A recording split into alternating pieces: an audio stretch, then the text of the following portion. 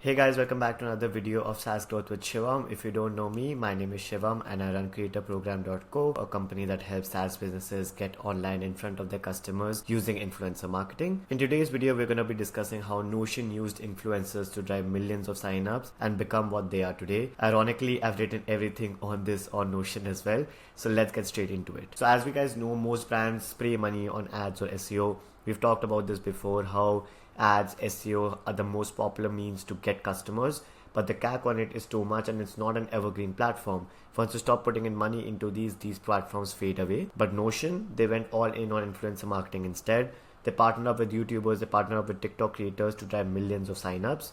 And I'm going to tell you how exactly Ben Lang figured this out, who was the leader in influencer marketing for Notion, and how he made Notion into the multi-million-dollar company it is today. So the first creator experiment actually happened by mistake, because what Ben Lang noticed was a lot of creators started talking about Notion on their own and how they use Notion to handle their content. So Ben Lang thought, why not actually pay these creators to make a YouTube video, give them a UTM link, and see how many signups are these creators actually driving into Notion. So he did this and the results were phenomenal. He saw a direct increase in traffic, he saw a direct increase in signups, and it became apparent that influencer marketing is going to be a big bet for Notion. So what they did was they started building a team. They hired a dedicated contractor to actually manage all the outreach, manage all the logistics, taking care of scripts, etc. Because influencer marketing is a very big task to take on for any SaaS company. You need a person to do outreach for you, first of all, figure out your ICP, figure out what creators they want to reach out to multi-level outreach on email, DM, etc. Get the reply, get on a call, discuss pricing, discuss it's going to be a dedicated video, integrated video, an ad read, then actually taking care of the script, taking care of the review video, and finally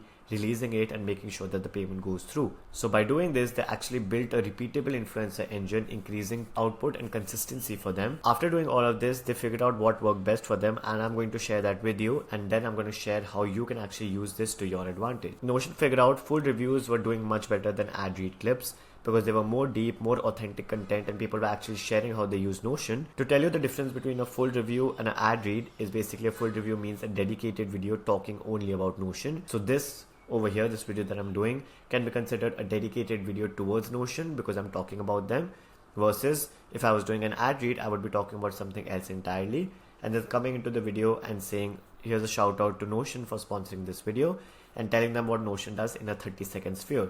So people usually forget about it, and the intention of purchase is much lower if they do it that way. Number 2, creator fit matters. Creators using Notion themselves produced a higher impact because they actually cared about the product. They knew exactly what they use the product for, and they could talk about it very convincingly. Versus if you pick up a creator who's not really familiar with Notion, or their audience is not really interested in a platform like Notion, they're just doing it because they're getting paid for it, or they're getting affiliation in return. So you need to make sure that the people you're actually targeting and you're actually getting to make the video has a higher impact, and actually people who will use your product are already using your product. Number 3, start with macro then micro. A major trend that Notion started actually was to focus on creators with higher following and then expanding into niche categories, because this made sense for them, because they could use these names. For example, they could say they worked with the future, and then all the mini creators would be more inclined towards making a video for Notion because they saw that, okay, you've worked with burger creators, they worked with Ali Abdal, for example. So they say we worked with Ali Abdal. A lot of mini creators would actually be convinced that if Ali Abdal is talking about Notion, then we can talk about Notion as well. And another advantage that comes with this is if they see Ali Abdal talking about Notion, they'll automatically say, oh, Ali Abdal is talking about this tool, it's pretty cool, let me also make a YouTube video on it and try to go viral with it. So it's like a dual-edged sword between, like, you getting more coverage as well as you getting more people to organically make more content for you. So the 4 viral growth benefits that these guys saw with it was that they had evergreen signups, wherein once a YouTube video goes live, it keeps creating the snowball effect of actually getting people in every single day. 1 year later, 2 years later, you don't have to do anything. That YouTube video does the work for you. They could drive into new markets as well by actually signing up with creators speaking different languages, targeting them, making YouTube videos on Notion about them, and opening up all these geographical spaces for them. Number 3, the creator snowball, which I talked about already, was that other people would get inspired by seeing bigger creators talk about this product, and they would automatically talk about it, creating a compounding effect for them. And lastly was a community lift, because new users discovered Notion's community pages, ambassador programs organically, and started talking about it without Notion having to do much about it, and they could focus on the top tier creators while all of these creators happen like a domino effect. So here's what I would do if I was running a SaaS right now and I was in your space. I would scan for organic mentions on YouTube, TikTok, Twitter, and reach out to these creators and tell them to talk about your product more and give them a small fee, give them affiliation in the backend. Run small tests with creators and see if they're actually impacting your backend revenue. So give them a YouTube link, give them an affiliation, give them a promo code, and see what kind of effect they have on your backend if they're increasing your MRR.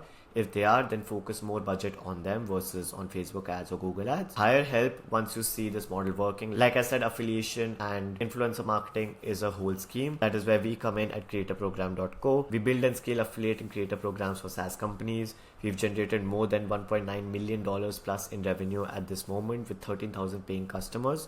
You can book a free call with us over here. It's creatorprogram.co. You'll find it linked in the description, or you can connect with me on LinkedIn. Let's check out how many sales we've done and what we actually help you do. But I highly recommend you to hire somebody to make sure that this cycle is running and you have a face attached to the brand. Make sure you're prioritizing full demos over ad reads when you're starting out first so that you have the highest impact. The views may be low, but the intent of purchasing will be much higher. So if you're getting a choice between a dedicated video and an ad promo, I would 100% focus on the dedicated video, and then make sure that you are tracking everything that you're doing. You're tracking how much money you're spending, how many views are you getting, how much are you paying per view, how much are you paying per 1000 view, what is the affiliation on the back end, how much are you paying these creators, and how are you breaking even on them, and what is the long-term effect you have of working with these. Once you have these numbers in your plate, which is also what we help in creatorprogram.co to track every single thing, you're going to know what is profitable, what is not, and you're spending money with the motive of creating more money for your SaaS. That's about it for this video. Again, I will put this fact here that creator-led growth isn't a trend, it's a proven model as long as you do it right and with the intention of growth. If you want the same thing for your brand, again, the link is in the description. Go to creatorprogram.co and book a free call with me. I'll be happy to share with you some insights how you can grow and actually manage this, whether it be a done for you or a done with you. If you like this video, make sure you hit the like button and subscribe down below, and I'll catch you guys in the next one.